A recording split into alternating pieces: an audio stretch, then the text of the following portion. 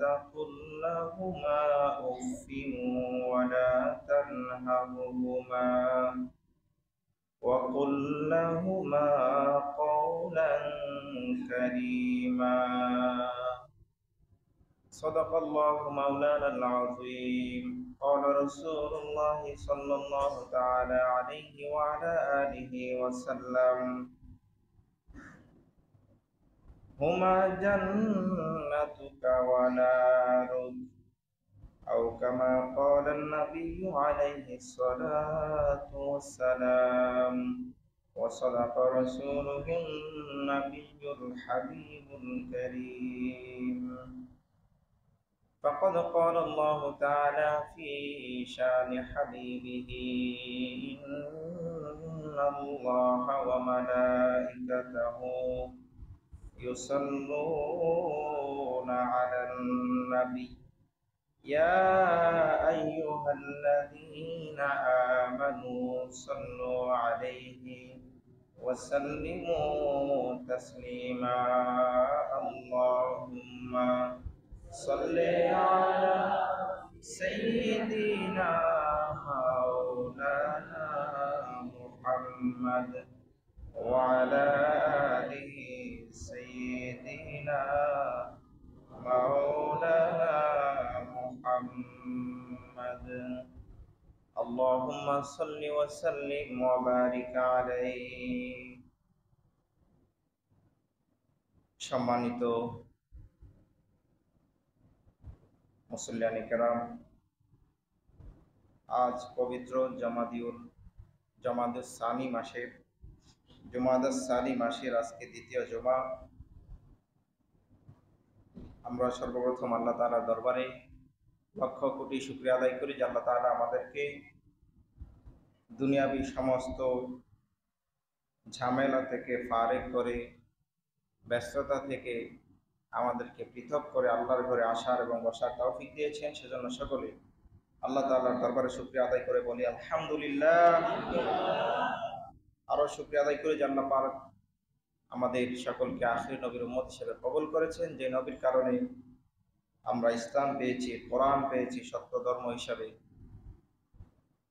এবং সর্বশ্রেষ্ঠ উম্মত হতে পেরেছি। সেজন্য আবারও দিল খুলে প্রাণ দারাজ করে বলি আলহামদুলিল্লাহ। আমরা গত জুমায় কোরআন এবং বিজ্ঞান সম্পর্কে আলোচনা করেছিলাম এবং scientific indication on the holy Quran, কোরআনুল কারিমে বিজ্ঞানের কি কি থিওরি আছে সেগুলো নিয়ে আলোচনা করেছিলাম। যদিও কোরআনুল কারিমের উদ্দেশ্য এটা নয় যে বৈজ্ঞানিক থিওরি দিবেন কোরআনুল কারিমে এবং বিজ্ঞানের ছাত্ররা সেটা পড়াশোনা করবেন, এই উদ্দেশ্যে আল্লাহ তাআলা এই থিওরিগুলি কোরআনুল কারিমে দেন নাই। আল্লাহ তাআলা দিয়েছেন ইন জেনারেল, একদম স্বাভাবিকভাবে একজন মানুষ যেন এই কোরআনুল কারিমকে গাইড বুক হিসাবে ব্যবহার করে সত্যের পথ অনুসন্ধান করতে পারে, তার জীবন সুন্দরভাবে পরিচালনা করতে পারে, হেদায়েতের পথে চলতে পারে, মিনাজ যুলুমাতি ইলান নূর, অন্ধকার পথ থেকে আলোর পথে চলতে পারে, আলোর পথের দিশা পেতে পারে। সেজন্য আল্লাহ তাআলা এই কোরআনুল কারীম আমাদেরকে দিয়েছেন। সূরা সুবহানাল্লাহ। এজন্য আল্লাহ তাআলা বলেন হুদাল লিল মুত্তাকিন, এটা মুত্তাকিদের জন্য পথ প্রদর্শক, গাইড বুক।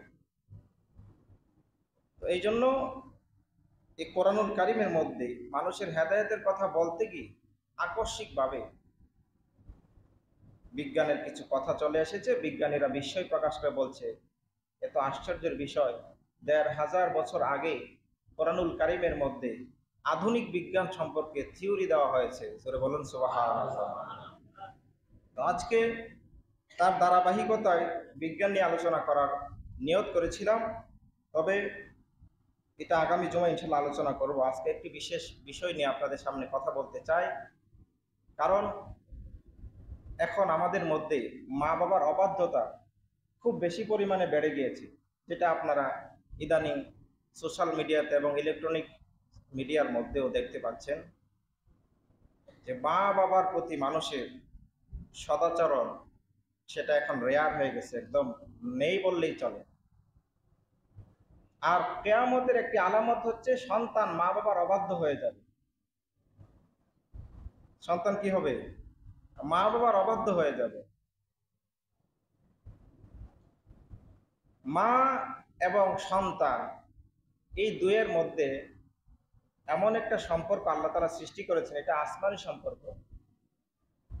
এজন্য দেখবে পশু পাখি এবং বন জঙ্গলের যে কীট পতঙ্গ, প্রত্যেকটা প্রাণীর ভিতরে তার সন্তানের প্রতি এমন একটা মহব্বত কাজ করে, সন্তান যদি বিপদে পড়ে যায় তখন তার মা বাবা বা তার জন্মদাতা মা তাকে কখনো ফেলে যায় না, তার জীবন বাজি রেখে হলেও সন্তানকে বাঁচানোর চেষ্টা করে। এটা শুধু মানুষের মধ্যে না, প্রাণীদের মধ্যে দেখবেন এটা আছে। আপনি একটা কুকুরের বাচ্চাকে আঘাত করেন, আপনাকে নাস্তানাবুদ করে ফেলবে। মুরগির বাচ্চা আছে না, দেখবেন মুরগির বাচ্চাকে যখন চিল অথবা কাক যখন আক্রমণ করে, মা যতক্ষণ পর্যন্ত এই কাককে দেখা যায় ততক্ষণ পর্যন্ত সে দৌড়াতে থাকে পেছনে। এই যে একটা সম্পর্ক, কিন্তু এই সম্পর্কটা আমাদের কাছে হার মেনে গেছে। আমরা এতটাই অবাধ্য হয়ে গেছি, আমরা এতটাই কলুষিত হয়ে গেছি, মনে হচ্ছে যেন অন্ধকার যুগ আমাদের উপর চেপে বসেছি। আমরা বিভিন্ন ইতিহাসের কিতাবে পড়েছি এবং কোরআন হাদিসে পড়েছি, আইয়ামে জাহিলিয়া বলা হতো নবীজির আগমনের প্রাক্কালে, নবীজির আগমনের পূর্বের যুগটাকে আইয়ামে জাহিলিয়া বলা হতো, অন্ধকার যুগ, যখন মানুষের মধ্যে মানবতা ছিল না, মানুষ মানুষের প্রতি মনুষ্যত্ববোধ ছিল না, মানুষ মানুষকে মানুষ মনে করতো না। এই একটা যুগ মনে হয় আমাদের মধ্যে চলে এসেছে, এমন একটা পরিবেশ পরিস্থিতি আমাদের সামনে তৈরি হয়ে যাচ্ছে। এগুলি থেকে আমাদেরকে বেরিয়ে আসতে হবে, আমাদেরকে সভ্য হতে হবে। সভ্যতা, আপনারা বিভিন্ন বই পুস্তকে ইতিহাসের বইয়ে পড়েছেন বিভিন্ন সভ্যতা সম্পর্কে, বিভিন্ন যুগের বিভিন্ন সভ্যতা সম্পর্কে। এই সভ্যতাগুলি প্রত্যেকটাই মানুষের সাথে জড়িত। সভ্যতা কিসের সাথে জড়িত? মানুষের সাথে। সুতরাং মানুষকে সভ্য হওয়া লাগবে, প্রাণীদের কোনো সভ্যতা নাই। এখন আপনার মধ্যে যদি সভ্যতা না থাকে, আমার মধ্যে যদি সভ্যতা না থাকে, তাহলে আমি কিসের মানুষ হলাম? কথা বলেন, ঠিক না? এই জন্য সভ্য হওয়া লাগবে। একটা প্রাণী, একটা গরু বলেন, বকরি বলেন, বা একটা কুকুর বলেন, তার শুরুতে যেরকম জীবনযাত্রা ছিল এখনো ওই রকমই আছে, পরিবর্তন নাই। কিন্তু মানুষের জীবনের অনেক পরিবর্তন হয়ে গেছে, কি বলেন, ঠিক না? আগের মানুষ যেভাবে চলাফেরা করতে, এখন কি ওইভাবে চলাফেরা করে? এটাও একটা আল্লাহ তাআলার পক্ষ থেকে বড় নিয়ামত। এজন্য আল্লাহ তাআলা সূরা রহমানের মধ্যে বারবার ঘোষণা দিয়েছেন, ফাবিআইয়ি আলাই রাব্বিকুমা তুকাযযিবান। হে বান্দা, তুমি তোমার প্রভুর কোন কোন নিয়ামত অস্বীকার করবে? তোমার পুরোটা জিন্দেগি, পুরোটা জীবনে আমি আল্লাহ পাক সাজিয়ে রেখেছি নিয়ামত দিয়ে, অসংখ্য নিয়ামত রাজি দিয়ে তোমার জীবন আমি পরিপূর্ণ করে দিয়েছি। জোরে বলুন সুবহানাল্লাহ। মানুষের আগের ঘর বাড়ির যে ধরন, স্ট্রাকচার, এখনকার ঘর বাড়ির সাথে কি মিল আছে? কিন্তু গরু ছাগল আগের মতোই বসবাস করে। গরু ছাগলকে এখন পর্যন্ত কেউ কি কাপড় পরাইছে? আমাদের এক সময় আমরা বিভিন্ন সমাজ বিজ্ঞানের বিভিন্ন বইয়ের মধ্যে আমরা পড়েছি, আগের সময়ে কাপড় ছিল না, তখন মানুষ কি লতা পাতা দিয়ে কি করত? তাদের লজ্জাস্থান ঢাকতো। এবং বিভিন্ন ছবি ফুটেজ কিন্তু দেওয়া হয় বইয়ের মধ্যে, পাতা দিয়ে মানুষ তখন তাদের লজ্জাস্থান আবৃত করতো, সারা শরীর কাপড় পরতো না। এই যে মানুষের সভ্যতা আস্তে আস্তে করে এই পর্যন্ত আসলো, এখন মানুষ সারা শরীরে কাপড় পরে, তার যে অঙ্গগুলি প্রকাশ পেলে তার কাছে লজ্জা লাগবে সেগুলি সে আবৃত করে রাখে। এই যে সভ্যতার দিন দিন পরিবর্তন হলো, সেটা আল্লাহ তাআলার পক্ষ থেকে একটা নিয়ামত। যারা বলুন সুবহানাল্লাহ। কিন্তু একটা পশু, একটা পাখি, তাদের কোনো পরিবর্তন না, আগে যেমনি ছিল এখনো কি ওই রকমই আছে। এত এত নিয়ামত পাওয়ার পর আমরা নিয়ামতের শুকর আদায় করি না। আল্লাহ তাআলা সূরা ইব্রাহিমের ৭ নম্বর আয়াতে বলছেন, লা ইন শাকারতুম লা আযীদান্নাকুম। যদি তুমি শুকরিয়া আদায় করো, আমার নিয়ামত পাওয়ার পরে যদি শুকরিয়া আদায় করো, আমি আল্লাহ তাআলা তোমার নিয়ামত আরো বাড়িয়ে দেব। ওয়ালা ইন কাফারতুম, যদি তুমি অস্বীকার করো, ইন্না আযাবি লাশাদীদ, হে বান্দা মনে রেখো আমার আযাব বড় ভয়াবহ, কঠিন শাস্তি তোমাকে ভোগ করতে হবে, যেটা তুমি দুনিয়াতে থেকে কল্পনা করতে পারবে না। কবরের আযাব আমাদের কাছ থেকে গায়েব, আমরা দেখি না। যদি দেখতাম, এই জন্য বিভিন্ন ফার্সি শেরের মধ্যে আসছে যে যদি মানুষ দুনিয়ায় থেকে যদি কবরের আযাব যদি সে অবলোকন করতে পারত, পর্যবেক্ষণ করতে পারত, তাহলে সে দুনিয়াদারি সব ছেড়ে দিত, ছেড়ে দিয়ে শুধু আল্লাহর ইবাদত করত, আল্লাহর ইবাদত বন্দেগীতে সে নিমজ্জিত থাকতো। তো যাই হোক, যে কথা আপনাদেরকে বলতে চেয়েছিলাম যে আজকে মা বাবার হক নিয়ে আলোচনা করব। মা বাবার অনেক হক আমাদের উপর রয়েছে, এবং মা বাবার আদেশ অমান্য করার কোনো বিধান কোরআন এবং হাদিসের কোনো আয়াত এবং ইবারতে কোথাও বিদ্যমান নাই। নবীজির কাছে এক সাহাবী আয়েশা বললেন, ইয়া রাসূলুল্লাহ, আমার মা, সে আমাকে পিড়াপিড়ি করে, আমার সাথে খুব বাজে ব্যবহার করে, কারণ আমি মুসলমান হয়ে গেছি, তো এই জন্য সে আমার সাথে বাজে ব্যবহার করে, আর তিনি এখনো কি কাফের রয়েছেন। এখন আমি তার সাথে কি ব্যবহার করতে পারি? নবীজি বললেন, সে তোমার মা, সে তোমার জন্মদাতা মা, সুতরাং তোমার কাছ থেকে সে সৎ ব্যবহার পাওয়া এটা তোমার উপর আবশ্যক।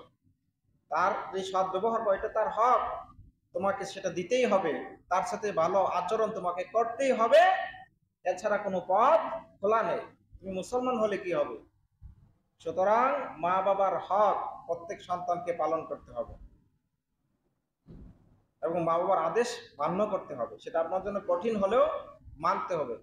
এখন আমাদের কাছ থেকে এই সম্মানগুলি উঠে যাচ্ছে। আপনারা দেখেন নাই, গত 10ই নভেম্বর সাদ নামে একটা ছেলে বগুড়া, সে তার মাকে, আপন মাকে সে হত্যা করে ফেলছে। এটা কি বিশ্বাস করা যায়? কোনো মানুষ বিশ্বাস করতে পারতে? অথচ তার মা তাকে মোবাইলে মেসেজ দিয়ে রেখেছে, তুই কোথায় আছিস, খাবার জন্য তাকে স্মরণ করতেছে, কিন্তু সে রাগের বশবর্তী হয়ে সে তার মাকে হত্যা করে ফেলেছে এবং তাকে 10টার অধিক কল দিয়েছে। মা ঠিকই মায়া অন্তরে আছে, কিন্তু আমাদের ভিতর থেকে মায়া মহব্বত সব চলে গেছে। কেন? আমাদের ভিতরে সে বিষয়গুলি নাই যে মা বাবার হক কি হতে পারে। শুধু মাদ্রাসায় পড়লেই মানুষ হয় না, সে কিন্তু মাদ্রাসায় পড়ে মানুষ, সে যার ভিতরে শিক্ষা আছে। টুপি পাঞ্জাবি লাগাইলে শুধু মানুষ হয়ে যায়, হুজুর হয়ে যায়?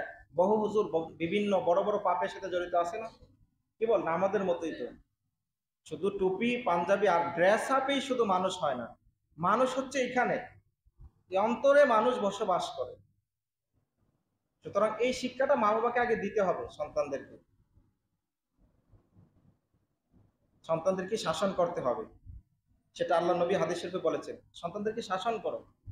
যখন 7-8 বছর হয়ে যায় তখন থেকে তুমি শাসন করা শুরু করো, দিনই শিক্ষা দাও, তাকে নামাজে নিয়ে আসো। এটা আমি বারবার আপনাদেরকে বলি, সন্তানকে দিনের শিক্ষা দেন, ইসলামের পথে নিয়ে আসে, এটা আপনার সর্বপ্রথম দায়িত্ব। প্রয়োজনের অতিরিক্ত খরচ আপনি কেন দিবেন? প্রয়োজন নেই, হ্যাঁ দিবেন, যেখানে দরকার লাগে অবশ্যই দিতে হবে আপনাকে, কিন্তু আপনাকে শাসনের মধ্যে রাখতে হবে। মা বাবা শাসন না করলে সেই সন্তান লাগাম ছাড়া হয়ে যায়। দৈনিক তার 500 থেকে 1000 টাকা তাকে খরচ দিতে হতো। কেন দিতে হবে? পড়ালেখার খরচ ছাড়া তার তো কোনো তেমন খরচ নাই।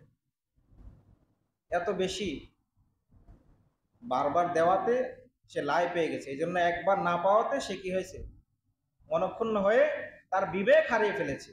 সে যে আমার মা, তাকে যে আমার সদাচরণ করা উচিত, তার কথা মানা উচিত, এবং সে রিলেশনে জড়িত ছিল। মা যে বলেছে যে তার রিলেশন করো না, অবৈধ সম্পর্ক করো না। পৃথিবীতে এমন কোনো মা বাবা নাই, আপনি যদি বলেন যে আমার বিবাহের প্রয়োজন, যদি আমি বিবাহ না করি আমি পাপে জড়িত হওয়ার সম্ভাবনা আছে, কোনো মা বাবা আপনাকে বিবাহ না দিয়ে রাখবে না। সুতরাং অবৈধ সম্পর্ক করা যাবে না। এই জন্য ইসলামে বিবাহের বিষয়টাকে সহজ করা হয়েছে। আপনি আধুনিকতার নামে যাই বলেন, যত আইনের কথাই বলেন, আপনি যদি ইসলামী আইন না মানেন, কোনোভাবেই সমাজ থেকে পাপ কাজ আপনি দূরে সরিয়ে নিতে পারবেন না, দূরীভূত করতে পারবেন না। ইসলাম বিবাহকে সহজ করেছেন, জিনাকে কঠিন করেছে, জিনার বিভিন্ন শাস্তি দিয়েছেন ইসলাম। আর আমাদের সেগুলি নাই। ইসলামী আইন না থাকার কারণে আজকে এই অবস্থা। এই জন্য ইসলামী আইন আমাদের মানতে হবে এবং সেটা বাস্তবায়ন করতে হবে। কথা বলেন ঠিক না বে ঠিক? ইসলামী আইন মানলে আপনার সব কিছুই সুন্দর হয়ে যাবে, গোছানো হয়ে যাবে। বিবাহের আইন সহজ করলে জেনা বেবিচার কমে যাবে, পাপ কাজ কমে যাবে। তো মা যে বলেছে তাকে অবৈধ সম্পর্ক না করার জন্য, সেটা কি ভালো না খারাপ? কথা বলেন না সবাই, ভালো না? খারাপ কাজ করার মাধ্যমে দুইটা জীবনই নষ্ট হয়ে যায়। যাই হোক, বলতেছিলাম মা বাবার হুকুম আপনাকে মানতে হবে, মা বাবার সাথে সদাচরণ করতে হবে। যখন মক্কা বিজয় হলো, এক সাহাবী এসে আল্লাহ রাসূলকে বলেন, এগুলো হাদিস শরীফ বলতেছি, আমি কোনো বানানো কাহিনী বলতেছি না। আজকে আমাদের কাছ থেকে এই আদব জিনিসগুলো উঠে গেছে, বড়দেরকে আমরা সম্মান করি না। রাসূল করিম রাউফুর রহিম সাল্লাল্লাহু আলাইহি ওয়াসাল্লাম ইরশাদ ফরমান যে ব্যক্তি মানলাম ইয়ারহাম সগীরানা ওয়ালাম ইয়াকির কাবীরানা লাইসা মিন্না, যে ব্যক্তি ছোটদেরকে স্নেহ করে না, বড়দেরকে সম্মান করে না, সে আমার দলের অন্তর্ভুক্ত নয়, সে আমার উম্মত নয়। আজকে বড়দেরকে মানুষ সম্মান করে না, করে না। আগে যেরকম সম্মান করতে, এখন সেরকম সম্মান নাই। সেটা আমাদেরকে বজায় রাখতে হবে, আমাদেরকে পরিপূর্ণ মুসলমান হতে হবে। এই জন্য গত জুমায় বলেছিলাম, উদখুলু ফিস সিলমি কাফা, পরিপূর্ণ ইসলামের ভিতরে ঢুকে যাও, পরিপূর্ণ মুসলমান হয়ে যাও। ওয়ালা তামুতুন্না ইল্লা ওয়া আনতুম মুসলিমুন, পরিপূর্ণ মুসলমান না হয়ে তুমি মারা যেও না। যদি পরিপূর্ণ মুসলমান না হয়ে কবরে আসো, তোমার জন্য ভয়ঙ্কর শাস্তি রয়েছে। আল্লাহ তাআলা আমাদেরকে হেফাজত করুন। তো বলতেছিলাম যে আপনাকে পরিপূর্ণ ইসলামের বিধান মানতে হবে, সম্মানী মানুষকে সম্মান দিতে হবে। মা বাবা আপনার কাছ থেকে সর্বোচ্চ সম্মান পাওয়ার অধিকারী। আপনি যদি মা বাবাকে সম্মান না করে বাইরে গিয়ে মানুষকে সম্মান করেন, এই সম্মানের কোনো মূল্যায়ন থাকবে না। এই জন্য আল্লাহ তাআলা যে আয়াতে কারিমা দ্বারা দিয়েছে, আল্লাহ তাআলা বলছেন ওয়াকাদা রাব্বুকা আল্লা তা'বুদু ইল্লা ইয়্যাহু ওয়া বিল ওয়ালিদাইনি ইহসানা। আল্লাহ তাআলা বলছেন, হে মানুষ, আমি তোমার উপর আল্লাহ তাআলার ইবাদতকে ফরজ করে দিয়েছি। আল্লাহ তাআলার ইবাদতের পাশাপাশি আল্লাহ তাআলা ওয়াবিল ওয়ালিদাইনি ইহসানা, এবং তোমার মা বাবার সাথে সৎ ব্যবহার করা, ইহসান করা আমি আল্লাহ তাআলা কি করে দিয়েছি? সুন্নত না ফরজ? সবাই বলেন ফরজ। এটা ছাড়ার কোনো উপায় নাই। নামাজ ছাড়ার কোনো উপায় আছে? আল্লাহ তাআলার ইবাদত তরক করার কোনো উপায় আছে? আল্লাহ তাআলা এইখানে একদম সরাসরি ওয়াও দিয়ে যুক্ত করে দিয়েছেন। যারা মাদ্রাসায় পড়েছেন তারা বুঝবেন, ওয়াও হচ্ছে হরফে আতফ। উভয় পাশের হুকুম এক রকম, কোনো ধরনের ডিফারেন্স নাই, ভিন্নতা নাই। তার মানে ইবাদত করা যেমন ফরজ, মা বাবার ইহসান করা, মা বাবার প্রতি ইহসান করা কি ওই রকম ফরজ। তরক করার কোনো সুযোগ নাই। যেন মা বাবাকে আপনাকে সম্মান করতে হবে, ইচ্ছাই হোক আর অনিচ্ছাই হোক। মা বাবার কথায় যদি আপনার কোনো কষ্ট হয়, সে কষ্ট নেওয়া যাবে না। যদি এই সম্মান বোধ থাকে, মা বাবার প্রতি এই সৎ ব্যবহার থাকে, তাহলে কোনো সন্তান সে এরকম মা বাবার সাথে নাফরমানি করতে পারে না। এই ধরনের এত বড় ধরনের পাপ কাজ সে করতে পারে না। আল্লাহ তাআলা আমাদের সকলকে সহি বুঝ দান করুন। আমিন। বলতেছিলাম যে মক্কা বিজয়ের পর এক সাহাবী এসে বললেন, ইয়া রাসূলুল্লাহ, আমি মান্নত করেছিলাম যদি মক্কা বিজয় হয়ে যায় তাহলে আমি খানায়ে কাবার চৌকাটের মধ্যে আমি চুমু দেব। এখন আমি কিভাবে সেটা আদায় করতে পারি, আপনি আমাকে একটু উপায় বলে দেন। বলতেছে, তোমার ঘরে কি মা আছে? বলতেছে, হ্যাঁ আমার মা জীবিত আছে। বলতেছে, খানায়ে কাবার চৌকাটে চুমু দিতে হবে না, তোমার মায়ের পায়ে গিয়ে তুমি চুমু দাও। যেরকম সুবহানাল্লাহ। তিরমিজি শরীফের হাদিসের মধ্যে আসতেছে, একদম এটা সহিহ হাদিস, অন্যান্য কিতাবের মধ্যে আসছে যে তোমার মা যদি জীবিত থাকে, এক সাহাবী যুদ্ধে যাইতে চেয়েছিলেন, তখন বলতেছে তোমার মা আছে? বলতেছে, ইয়া রাসূলুল্লাহ আছে। তো নির্দিষ্ট ওই সাহাবীকে মায়ের কথা কেন বললেন? নবীজি মুজিজার মাধ্যমে আল্লাহ তাআলা জানতে পারলেন তার মা বাড়িতে অসুস্থ আছে। অন্যান্য অনেক সাহাবীদের মা তো জীবিত আছে, কি বলেন, আছে না? কিন্তু এই সাহাবীকে বললেন তোমার যুদ্ধে যাওয়ার দরকার নাই, তোমার মায়ের সেবা করো, তোমার মায়ের সাথে তুমি থাকো, এটাই বড় জিহাদ। কারণ তিরমিজি শরীফের হাদিস, সহিহ হাদিস, তোমার মায়ের পায়ের নিচে তোমার জান্নাত। এগুলো আমাদেরকে বুঝতে হবে, শিখতে হবে, জানতে হবে এবং আমল করতে হবে। মা বাবাকে কোনোভাবে অসম্মান করা যাবে না। মা বাবার কোনো কথা যদি আপনার কাছে কষ্টেরও হয়, সেটা আপনাকে মেনে নিতে হবে। তো বলতেছিলাম ওই বুখারী শরীফের এক হাদিসের মধ্যে আসতেছে যে মা বাবার অবাধ্য হলে কিরকম শাস্তি। মা বাবা যদি কোনো বদদোয়া করে সেটা সাথে সাথে কবুল হয়ে যায়, সুদোয়া করলে সেটাও কবুল হয়ে যায়। আপনি বুঝতে পারেন না, যে আমরা বুঝতে পারি না, কিন্তু মা বাবা যখন দোয়া করে দোয়া সেটা কবুল হয়ে যায়। এই জন্য হাদিস শরীফ, যে হাদিস শরীফ আপনাদেরকে আমি খুতবার মধ্যে তেলাওয়াত করেছি, হাদিস শরীফের মধ্যে আসতেছে হুমা জান্নাতুকা ওয়া নার, তোমার মা বাবা তোমার জন্য জান্নাত, তোমার মা বাবা তোমার জন্য জাহান্নাম। কিরকম? যদি মা বাবাকে তুমি সেবা করে মা বাবার মন জয় করতে পারো, মা বাবা যদি দোয়া করে, আল্লাহ তাআলা তোমাকে জান্নাত দিবে। আর যদি মা বাবার তুমি অসন্তুষ্টি অর্জন করো, আল্লাহ নবী অন্য হাদিসে বলেছেন রিদার রব্বি ফি রিদাল ওয়ালিদাই, আল্লাহ তাআলার সন্তুষ্টি, রব্বুল আলামিনের সন্তুষ্টি মা বাবার সন্তুষ্টির মধ্যে, ওয়াসাখাতুর রব্বি ফি সাখাতিল ওয়ালিদাই, এবং মা বাবার অসন্তুষ্টির মাধ্যমে আল্লাহ তাআলা অসন্তুষ্টি হয়ে যান। যেরকম নাউজুবিল্লাহ। তো বুখারী শরীফের 1206 নম্বর হাদিস, এটা ফার্স্ট ক্যাটাগরির হাদিস, সহিহ হাদিস। নবীজির আগের জমানায়, পূর্ববর্তী জমানায় একজন আল্লাহর বুজুর্গ আবেদ বান্দা ছিল, তার নাম ছিল জুরাইজ। তার নাম কি? জুরাইজ। জুরাইজ রহমতুল্লাহ আলাই, তিনি একজন বড় মাপের আল্লাহর ওলি ছিলেন। পাহাড়ের এক নির্জন এলাকায় তিনি একটা গির্জা বানিয়ে নিয়েছিলেন, সেখানে তিনি সারাদিন ইবাদত করতেন। হঠাৎ করে একবার মা তাকে গিয়ে, এটা আমি বানানো কোনো কাহিনী বলতেছি না, কিচ্ছা না, বুখারী শরীফের হাদিস 1206 নম্বর, নেটে সার্চ দিলে এখনই পাবেন। জুরাইজ ইবাদত করে সারাদিন সারা রাত ইবাদত করে, হঠাৎ করে মা গিয়ে তার দরজার মধ্যে ডাক দিছে, জুরাইজ আমি তোমার মা আসছি, দরজা খোলো, আমি দুটি কথা বলে চলে যাব। জুরাইজ বলতেছে, ইয়া রব্বি, হে আমার রব, একদিকে আমার নামাজ আর একদিকে মা, আমি কোন দিকে যাব? সে দুটানার মধ্যে পড়ে গেলেন।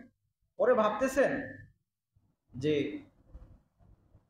যেহেতু আল্লাহ তাআলা বড়, আল্লাহ তাআলা যে বড় এতে তো কোনো সন্দেহ নাই, সুতরাং আল্লাহর ইবাদত করতে হবে। তিনি কি করলেন? আল্লাহর ইবাদতে নিমজ্জিত থাকলেন। মা ডাকে সাড়া দিলেন না, মা ডাকতে ডাকতে চলে গেলেন। পরের দিন আবার আসলেন, আবার এসে বলতেছে, জুরাইজ দরজা খোলো, আমি তোমার মা, দুটি কথা বলে বিদায় হয়ে যাব। আমি আসছি গুরুত্বপূর্ণ একটি কাজে, তোমার সাথে দুটি কথা বলে আমি মা বিদায় হয়ে যাব, দরজা খোলো। জুরাইজ ভাবলেন, একদিকে মা, অন্যদিকে আমার রব অবশ্যই বড়, সুতরাং আল্লাহর ইবাদতে তিনি মগ্ন থাকলেন। মায়ের ডাকে তিনি সাড়া দিলেন না, মা চলে গেলেন। আবার পরের দিন, তৃতীয় দিনে যখন মা আসলেন, আইসা আবার একই কথা মা ডাকলেন, জুরাইজ দরজা খোলো, আমি মা দুটি কথা বলে বিদায় হয়ে যাব। জুরাইজ পরের দিনও দরজা খোলেন না। এবার মা আল্লাহর দরবারে বদদোয়া করে বসলেন। কি করলেন? বদদোয়া করলেন। মা যদি বদদোয়া করে সেটা কবুল হবে না? আগেই বলেছি, সুদোয়া করলেও কবুল, বদদোয়া করলেও কবুল। এই জন্য হে যুবক, মাকে সেবা করো, মার কাছ থেকে দোয়া নাও। ইমাম সাহেবের কাছে, খতিব সাহেবের কাছে দোয়া চেয়ে লাভ নাই। তোমার দোয়ার ক্যান্টনমেন্ট তোমার ঘরেই আছে, বিভিন্ন জায়গায় দৌড়ে লাভ নাই। আপনি আপনার পীর মুর্শিদের কাছে দৌড়ে লাভ নাই। মা যদি বদদোয়া করে, পীর সুদোয়া করলে কোনো কাজ হবে না। এজন্য মা হচ্ছে আপনার বড় পীর, মাকে সম্মান করতে হবে। মার কথা, এই যে আপনারা যারা বলেন বড় পীর আব্দুল কাদের জিলানী, ওনার কথা আপনারা সকলে বলেন, কারামত বর্ণনা করেন ঠিকই, কিন্তু উনি কিভাবে আল্লাহর ওলি হয়েছে সেটা তো আপনারা বলেন না, এবং সেটা আমরা বুঝতেও চাই না। সেগুলো যদি মানুষ বুঝতো, জানতো, কোনোদিন মার সাথে নাফরমানি করতো না। বাইজিদ বুস্তামি রহমতুল্লাহ আলাইহি ওলি হয়েছেন মায়ের দোয়ায়, সেগুলো ইতিহাসের মধ্যে আছে। আব্দুল কাদের জিলানী যখন ইরাকের মধ্যে বাগদাদে যখন পড়ালেখা করতে যান, ওনার মা 40টা স্বর্ণ মুদ্রা ওনার সাথে দিয়ে বলেছিলেন, বাবা যদি বিপদে পড়ে যাও কোনোদিন মিথ্যা কথা বলো না। কি বলেছেন? মিথ্যা কথা বলো না। যখন ডাকাতের সামনে যখন ধরা পড়লেন, ডাকাতেরা জিজ্ঞেস করলো, হে বালক, তোমার কাছে কিছু আছে? ছোট্ট বাচ্চা বললেন যে আমার কাছে 40টা স্বর্ণ মুদ্রা আছে। সুবহানাল্লাহ পড়েন না। মা বগলের নিচে একটা পকেট বানিয়ে সেখানে রেখেছিলেন, ডাকাতরা খুঁজে পাচ্ছিল না। উনি বললেন, দেখো এখানে 40টা স্বর্ণ মুদ্রা আছে। সুবহানাল্লাহ বলবেন না? ডাকাতরা বললেন, বুঝলাম না, সবাই তো গোপন করার চেষ্টা করে, আমরা যত জনের কাছ থেকে ডাকাতি করলাম প্রত্যেকেই কিছু না কিছু লুকানোর চেষ্টা করলো, তুমি লুকালে না কেন? এই অবস্থায় তো তোমাকে, এই তুমি যদি লুকিয়ে রাখো, তুমি যদি না বলো, সেটা গুনাহ হবে না? বিপদের মধ্যে বলতেছে যে গুনাহ হবে না, এখানে মিথ্যা বলা জায়েজ আছে, কিন্তু মা বাবার নাফরমানি করা জায়েজ নাই। সুবহানাল্লাহ সবাই একসাথে বলবেন না? কত বড় একটা কথা, খেয়াল করেন, এটা শুধু ভিতরে আজকে নিয়ে নেন, তাইলেই আপনি বুঝবেন মা বাবার সাথে কিরকম ব্যবহার করতে হবে। বলতেছেন এই ছোট বাচ্চা বলতেছে মা বাবার নাফরমানি করা জায়েজ নাই, সত্য কথা, এখানে মিথ্যা কথা আমি বললে আমার সম্পদগুলি লুকিয়ে রাখা এখানে জায়েজ আছে, কিন্তু মা বাবার নাফরমানি করা জায়েজ নাই। মা বলেছে কোনোদিন বড় ধরনের বিপদে পড়লো মিথ্যা কথা বলা যাবে না। আমি যদি মিথ্যা কথা বলি মার নাফরমানি হবে, মার আদেশ অমান্য হবে, এই জন্য আমি মিথ্যা কথা বলতে পারবো না।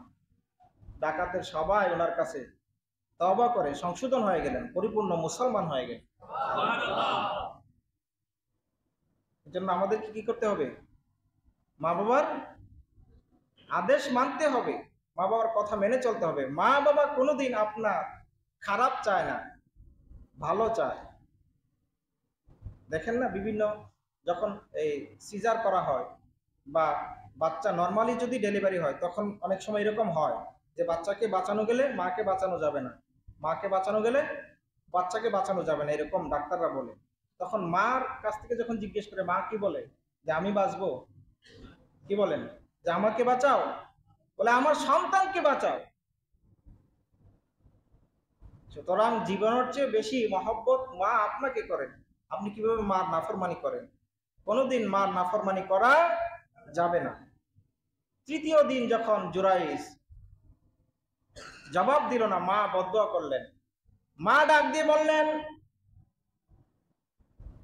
হে আমার আল্লাহ, তিন দিন পর্যন্ত আমি আমার সন্তান জুরাইসকে আমি ডাকলাম, এই সন্তানকে ছোটবেলায় আমি কত কষ্ট করে লালন পালন করলাম, আজকে সন্তান আমার ডাকে জবাব দেয় না, তিন দিন হয়ে গেল। আল্লাহ তাআলা, আমি তোমার কাছে বদদুয়া করলাম, আমার এই সন্তানকে কোনো বেবিচারিণী নারীর অপবাদ না দিয়ে তুমি তাকে দুনিয়া থেকে নিও না। জোরে বলুন নাউজুবিল্লাহ। বদদুয়া সঙ্গে সঙ্গে কবুল হয়ে গেছে। কিছুদিন পরে, বুখারী শরীফের হাদিস, 1206 নম্বর হাদিস, কিছুদিন পরে ওই পাহাড়ের পাদদেশে এক রাখাল, সে সেখানে বকরি চড়াতো, আর পাশে আরেকটা রাখালনি, সেও বকরি চড়াতো। এই দুইজনের মধ্যে অবৈধ সম্পর্ক হয়ে গেল, পেটের মধ্যে বাচ্চা চলে আসলো। তখন ওই মহিলাটা বলতেছে, মেয়েটা আইসা বলতেছে, হে রাখাল, তোমার সাথে অবৈধ সম্পর্কের মাধ্যমে আমার পেটের মধ্যে বাচ্চা চলে আসছে, অবৈধ বাচ্চা, যার সন্তান। এখন আমি মানুষের কাছে কি জবাব দেব? কেন তুমি এই সর্বনাশ আমার করলে? তখন ওই ছেলে বলতেছে, একটা বুদ্ধি বের করছি, এই যে পাহাড়ের চূড়ার মধ্যে, গির্জার মধ্যে জুরাইস নামে এক আল্লাহর বান্দা ইবাদত করে, তুমি তার কথা বলে দাও, তাহলে আমিও বেঁচে যাব, তুমিও বেঁচে যাবা। কারণ মানুষ হুজুরদের সামান্য একটু দোষ পেলে কি সেটার পিছনে কি দৌড়ায়।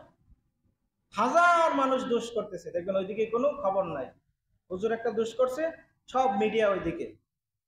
কি বলেন? কথা ঠিক না? মানুষের কি ভুল নাই? ক্ষমা করে দিতে হবে, সেটা হচ্ছে ক্ষমা, হচ্ছে সবচেয়ে বড় গুণ। তো সাদা, আসলে হচ্ছে সাদা কাপড়ে দাগ লাগলে সেটা ফুটে বেশি, দেখা যায় বেশি। এরকম করা যাবে না। সম্মান করবেন, আলেম ওলামাদেরকে সম্মান করবেন, বুজুর্গ বান্দাদেরকে সম্মান করবেন। কারণ আল উলামা ওয়ারাসাতুল আম্বিয়া, আলেম ওলামাগণ, ওলামায়ে কেরামগণ হচ্ছে নবীদের ওয়ারিস। আপনি ওনাকে সম্মান করলেন মানে নবীকে সম্মান করলেন, আপনি তো নবীকে পাবেন না। যাই হোক, বলতেছিলাম, সে একটা বুদ্ধি দিল যে তুমি যদি তার কথা বলো তাহলে মানুষ সবাই তার পিছনে লেগে যাবে, আমাদেরকে আর কোনো বিচার করবে না। সবাই গিয়ে তার দরজা ভেঙে ফেললো। দরজা ভেঙে পড়ে বলতেছে, তুমি এখানে ভণ্ডামি করো, ইবাদত করো, আর ওই মহিলার সাথে তুমি আকাম কুকাম করে তার পেটে বাচ্চা দিয়ে দিয়েছ, বের হও তুমি। তাকে ধরে সেখানে হেনস্থা করলো। জুরাইজ বলতেছে যে আল্লাহর শপথ, আমি এই খারাপ কাজ করি নাই। আসল তো ঠিকই, সে কি খারাপ কাজ করছে? করে নাই। এটা কেন হলো? মায়ের বদদোয়া কবুল হয়ে গেছে। এই জন্য কোন সন্তান মা বাবার সাথে খারাপ আচরণ করা যাবে না, মায়ের আদেশ অমান্য করা যাবে না, মা বাবার নাফরমানি করা যাবে না। এটা কোনো ক্ষেত্রেই জায়েজ নাই, যত শর্তেই সামনে নিয়ে আসে। এটা কি জায়েজ নাই। মাকে সুন্দরভাবে বুঝিয়ে দিতে হবে। কোরআনুল কারীমের মধ্যে আসছে ওয়াকুল্লাহুমা কওলান কারীমা, মা বাবার সাথে নম্র সুরে কথা বলো, সুন্দরভাবে কথা বলো।